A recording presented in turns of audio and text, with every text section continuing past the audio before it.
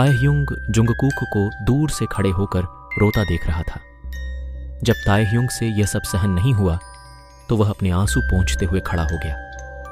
वह धीरे धीरे कदम बढ़ाते हुए जुंगकूक की ओर बढ़ा। जुंगकूक, उसने पीछे से आवाज दी। रोने की वजह से और नर्वसनेस की वजह से उसकी आवाज में कंपाहट थी। ताएह्युंग की आवाज सुनते ही जुंगकूक तुरंत मुड़ा। जिस इंसान को वो बुरी तरह से मिस कर रहा था वो आखिरकार उसके सामने खड़ा था। ये देखकर जुंगकूक की आंखें आंसुओं से भर गईं। जुंगकूक ने एक पल की भी देर न करते हुए ताएह्युंग को गले लगा लिया। कहां थे तुम? मैं बहुत परेशान था, जुंगकूक ने ताएह्युंग के माथे को किस करते हुए पूछा। उसकी आवाज में चिंता और प्यार दोनों थे। ताएह्युंग ने जुंगकूक के इस स्नेहपूर्ण स्पर्श को महसूस किया और उसकी आंखों में और आंसू आ गए। उसने जुंगकूक के गले में अपने हाथ डालते हुए कहा, मैंने तुम्हें बहुत मिस किया जुंगकूक। जुंगकूक ने ताएह्युंग को फिर से गले लगाया और कहा, मैंने भी तुम्हें बहुत मिस किया था। और ये सब क्या है?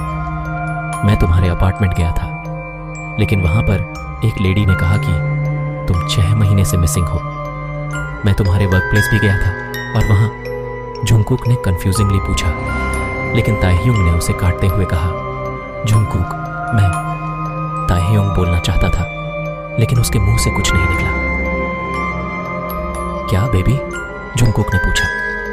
उसकी आवाज में चिंता थी। क्या ताएह्युंग जो बताने वाला है जुंगकूक उस पर विश्वास करेगा? ताएह्युंग ने मन में सोचा। उसकी आंखों में डर और असमंजस साफ झलक रहा था। जुंगकूक, मैं वो नहीं हूं जो हूं, ताएह्युंग ने धीरे से कहा। उसकी आवाज में दर्द था। क्या कहना चाहते हो ताए?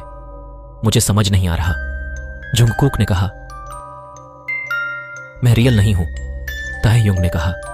उसकी आंखों में आंसू थे। आई एम डेड, मैं जिंदा नहीं हूं, ताएह्युंग ने चिल्लाते हुए कहा। वह रो रहा था। उसकी आवाज में दर्द और दुख साफ झलक रहा था। और तभी बादल गरजने लगे। अचानक हवा तेजी से चलने लगी और चारों ओर अंधेरा छा गया। आसमान में काले बादल इकट्ठे हो गए, जैसे कि वे भी ताएह्युंग के दर्द को महसूस कर रहे हों। बिजली चमकने लगी और हर चमक के साथ ताएह्युंग का चेहरा और भी उदास दिखने लगा। चारों ओर एक अजीब सी सन्नाटा था। सिर्फ ताएह्युंग की टूटती हुई आवाज और गरजते बादलों की गूंज सुनाई दे रही थी।